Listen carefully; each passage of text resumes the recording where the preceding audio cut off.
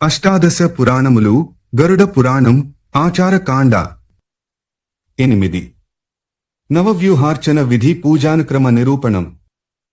Video చేసినవారు Kanchi త్యాగరాజులు. నవవ్యూహార్చన విధి పూజానుక్రమ నిరూపణం పరంధామ. నవవ్యూహార్చన విధిని గూర్చి తెలుసుకొనగోరుతున్నాము అని ప్రార్థించాడు ఇంద్రుడు. చెప్పసాగాడు ఇందిరానాథుడు, మహాపురుషులారా, ఒకప్పుడు మా గరుత్మంతుడిదే విషయాన్ని గూర్చి కశ్యపునికి చెప్పాడు. అదే మీకు నేను వర్ణిస్తాను. సాధకుడు ముందుగా యోగక్రియ ద్వారా మస్తక, నాభి, హృదయతత్వములను ఆకాశనామక తత్వంలో ప్రవేశింపజేయాలి.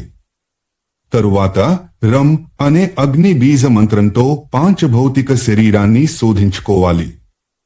తరువాత యం అనే వాయు బీజమంత్రంతో సంపూర్ణ శరీరాన్ని లయింపజేస్తున్న భావన చేయాలి. తరువాత లం అనే బీజమంత్రంతో ఈ శరీరాన్ని చరాచర జగత్తుతో సంప్లావితం చేస్తున్నట్లు భావించుకోవాలి. అటు పిమ్మట వం అనే బీజమంత్రంతో తనలోనే అమరత్వాన్ని భావించుకోవాలి. అమృతాన్ని ధ్యానిస్తూ పీతాంబరధారియు చతుర్భుజుడునగు శ్రీహరిని నేనే అని భావించుకుంటూ ఆత్మతత్వ ధ్యానంలో నిమగ్నం కావాలి. తరువాత శరీరంలో, చేతుల్లో 3 ప్రకారాల మంత్రన్యాసం చేయాలి.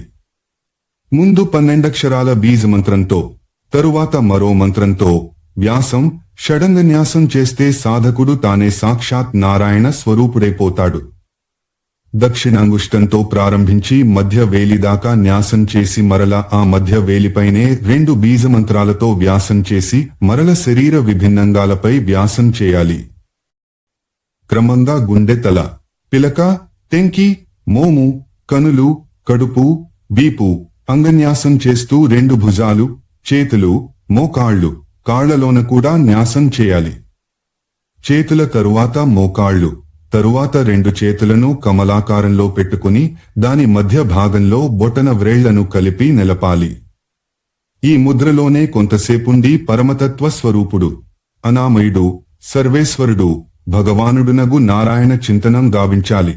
తరువాత ఇవే బీజమంత్రాలతో క్రమంగా చూపుడు వేలితో మొదలెట్టి అన్ని వేళ్లతో న్యాసం చేసి యథాక్రమంగా తల, కనులు, మోము, గొంతు, గుండె, బొడ్డు, వెనుక భాగము, 2 మోకాళ్లు, కాళ్లలో కూడా న్యాసం చేయాలి. బీజమంత్రాలతో సంపూర్ణ శరీరంలో న్యాసం చేయాలి. బొటన వ్రేలి నుండి చిటికెన వేలి దాకా 5 బీజమంత్రాలతో న్యాసం చేయాలి. ఏ అంగానికి సంబంధించిన బీజమంత్రాన్ని ఆ అంగన్యాసం చేస్తున్నప్పుడు మననం చేయాలి. తరువాత సాధకుడు అవే బీజమంత్రాలతో దిక్కులను ప్రతిబద్ధం చేసుకుని పూజన క్రియనారంభించాలి. ముందుగా ఏకాగ్రచిత్తంలో తన హృదయంలో యోగ పీఠాన్ని ధ్యానించాలి. వివిధ దిశలలో ధర్మ, జ్ఞాన, వైరాగ్య, ఐశ్వర్యాలను కల్పించుకుని పూజించి పూర్వాది దిశలలో అధర్మాదులను వ్యాసం చేయాలి. ఇలా అగ్ని కోణంలో ఓం ధర్మాయ నమః, నైరుత్య కోణంలో ఓం జ్ఞానాయ నమః, వాయు కోణంలో ఓం వైరాగ్యాయ నమః, ఈశాన కోణంలో ఓం ఐశ్వర్యాయ నమః, తూర్పు దిక్కులో ఓం అధర్మాయ నమః, దక్షిణ దిక్కులో ఓం అజ్ఞానాయ నమః, పడమటి దిక్కులో ఓం అవైరాగ్యాయ నమః, ఉత్తర దిక్కులో ఓం అనైశ్వర్యాయ నమః అని అంటూ న్యాసం చేయాలి. సాధకుడి విధంగా న్యాస విధులతో ఆచ్ఛాదింపబడిన తన శరీరాన్ని ఆరాధన పీఠంగానూ తనను తాను దాని స్వరూపంగానూ భావించుకుని తూర్పు వైపు తిరిగి తలను బాగా ఎత్తి స్థిరుడై అనంత భగవానుడైన విష్ణువును తనలో ప్రతిష్ఠితుని చేసుకోవాలి. తరువాత జ్ఞానరూప సరోవరంలో వికసించిన అష్టదళ కమలాన్ని ధ్యానించాలి. తరువాత ఋగ్వేదాదులలోని మంత్రాలతో సూర్య, చంద్ర, అగ్న్యాదులను ధ్యానించుకోవాలి. తరువాత అష్టదళ కమలంపై 8 దశలలో భగవంతుడైన కేశవుని వద్దనే అవస్థితములై ఉండు విమలాది శక్తులను విన్యస్తం చేసి 9వ శక్తిని కర్ణికపై స్థాపించాలి. వాటిని ధ్యానించిన పిమ్మట యోగపీఠానికి విద్యుక్తంగా పూజ చేయాలి. తరువాత మరల మనస్సు ద్వారా విష్ణు భగవానుని అంగసహితంగా ఆవాహనం చేసి ఆ యోగపీఠంపై ప్రతిష్ఠించాలి. అప్పుడు తూర్పు మొదలుగా 4 దిక్కులలోనున్న కమలదళాలపై హృదయాది న్యాసాన్ని చేయాలి. కమలము యొక్క మధ్య భాగంలోనూ కోణాలపైనను ఈ క్రింది విధంగా అస్త్రమంత్ర వ్యాసాన్ని గావించాలి.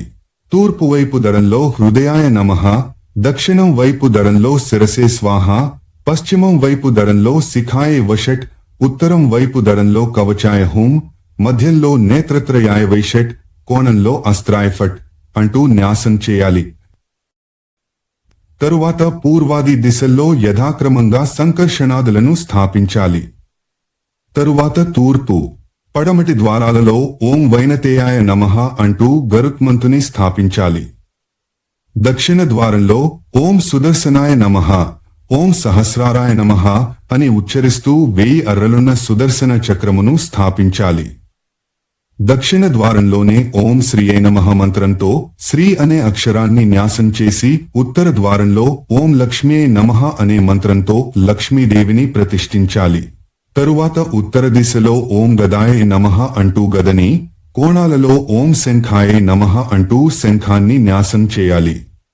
వైపు ధనుస్సు, శారంగము, నీ ఎడమ వైపు బాణములను అలాగే కుడి ఎడమలలో కత్తిని కవచాన్ని ఉంచాలి.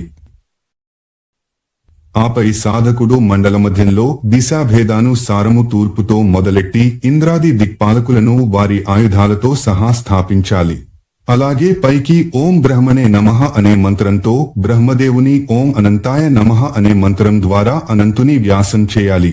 ఈ ప్రకారంగా అందరూ దేవతల న్యాస, ధ్యాన, పూజనాలను చేస్తూ ఆయా దేవతలకెదురుగా వారి వారి ముద్రలను ప్రదర్శించాలి. అంజలిబద్ధ ముద్ర మొదటి ముద్ర. దీన్ని ప్రదర్శించడం వల్ల దేవసిద్ధి తొందరగా లభిస్తుంది. రెండవది వందిని ముద్ర. మూడవదైన హృదయాసక్త ముద్రను ఎలా ప్రదర్శించాలంటే ఎడమ పిడికిటిలో కుడి బొటన వ్రేలిని బంధించి ఎడమ బొటన వేలిని పైకెత్తి గుండెకు తగలాలి. వ్యూహ పూజలో ఈ మూడిటిని సాధారణ ముద్రలుగా పరిగణిస్తారు.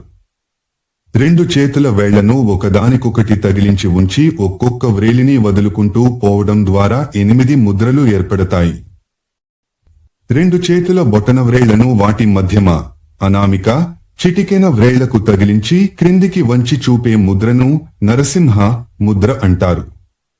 కుడి చేతిపై ఎడమ చేతిని ఉత్తన స్థితిలో పెట్టి ప్రతిమపై మెల్లమెల్లగా తిప్పడాన్ని వారాహి ముద్ర అంటారు. ఆయా దేవుళ్లకివి ప్రియమైన ముద్రలు. 2 పిడికిళ్లను బిగించి ఒకదానిపై నొకటిగా ఉంచి ఒక్కొక్క వ్రేలినే మెల్లమెల్లగా విడిపించి మరల పిడికిళ్లను బిగించడాన్ని అంగముద్ర అంటారు. 10 దిక్కుల పాలకులకు సాధకుడు ఈ విధంగా ముద్రలను చూపించాలి. భగవంతుడైన వాసుదేవుడు, బలరాముడు, ప్రద్యుమ్నుడు, అనిరుద్ధుడు క్రమంగా ప్రథమ, ద్వితీయ, తృతీయ, చతుర్థ దేవస్థానములకు అధికారులైన దేవతలు. కాబట్టి సాధకుడు క్రమంగా ఓం ఆం వాసుదేవాయ నమః, ఓం ఆం బలాయ నమః, ఓం ఆం ప్రద్యుమ్నాయ నమః, ఓం అన్హ అనిరుద్ధాయ నమః అనే మంత్రాలతో పూజించాలి. ఓంకారం, తత్సత్, హుం, క్రౌం, భూహ ఈ 5 క్రమంగా నారాయణ, బ్రహ్మ, విష్ణు, నరసింహ, మహావరాహ భగవానుల బీజమంత్రాలు. కాబట్టి సాధకుడు ఓం నారాయణాయ నమః మంత్రంతో భగవంతుడైన నారాయణుని, ఓం తత్సత్ బ్రహ్మణే నమః అనే మంత్రంతో బ్రహ్మదేవుని, ఓం హుం విష్ణవే నమః అనే మంత్రంతో విష్ణుదేవుని, ఓం క్షాం నరసింహాయ నమః అనే మంత్రంతో నరసింహుని, ఓం భూన్హ మహావరాహాయ నమః అనే మంత్రంతో ఆదివరాహాన్ని పూజించాలి. నరసింహ అనే శబ్దం సరికాదని నృసింహ అనియే ఉండాలని కొందరు పండితులంటారు. బీజమంత్రాలు అనే మాట కన్నా బీజాక్షరాలు అనే మాట తెలుగు ప్రాంతంలో ఎక్కువగా వాడబడుతోంది. పైన చెప్పబడిన 9 దేవతలు వాసుదేవ, బలరామ, ప్రద్యుమ్న, అనిరుద్ధ, నారాయణ, బ్రహ్మ, విష్ణు, నరసింహ, మహావరాహ, నవవ్యూహాధినాథులు. వీరి యొక్క వర్ణాలు క్రమంగా తెలుపు, ఎరుపు, హరిద్ర పీతం, నీలం, నలుపు, ఎరుపు, మబ్బు వంటి నలుపు, అగ్ని వంటి పసుపు, తేనెరంగు, రెండవ ఎరుపు, గులాబీ రంగు. ఈ దేవతలంతా ఈ రంగుల తేజస్సును వెలార్చుతూ వెలిగిపోతుంటారని అర్థము. ఓంకారం ప్రతి మంత్రానికి ముందు వాడుతూ విష్ణువు అంగాలుగా ప్రసిద్ధికెక్కిన ఈ క్రింది దేవతలకి ఈ బీజ మంత్రాలను, బీజాక్షరాలను వాడాలి. ఓం కం తం పం సం గరుడు, జఖం వం సుదర్శనం, శం చం ఫం శంగద, వం లం మం క్షం శంఖ, ఘం ఢం ఢం హం లక్ష్మి, గం జం వం సం పుష్టి, ఘం వం వనమాల, దం సం శ్రీవత్సం, చండంపం యం కౌస్తుభం గరుడు కమలం వలె ఎదనివాడు. గద నల్లనిది. పుష్టి శిరీష పుష్పవర్ణంలో లక్ష్మి బంగారం వలె పచ్చని కాంతులతో ఉంటారు. శంఖానిది పూర్ణచంద్రుని వర్ణకాంతి. కౌస్తుభమణి అప్పుడే వికసించిన సూర్యుని అరుణ వర్ణంలో ఉంటుంది. సుదర్శనునిది సహస్ర సూర్యకాంతి. శ్రీవత్సం కుందపుష్ప సమాన వర్ణితం అనగా శ్వేతం. వనమాల పంచవర్ణ శోభితం. అనంత భగవానుడు నీలమేఘశ్యాముడు. అస్త్రాలది విద్యుత్కాంతి. పుండరీకాక్ష విద్య సహాయంతో పద్ధతిని తెలుసుకుని విష్ణువు యొక్క ఈ సమస్తాంగాలకి అర్ఘ్యపాద్యాదులను సమర్పించాలి. అధ్యాయం 11. అష్టాదశ పురాణములు. గరుడ పురాణం. ఆచారకాండ 8. నవవ్యూహార్చన విధి పూజానుక్రమ నిరూపణం. వీడియో చేసినవారు కంచి త్యాగరాజులు.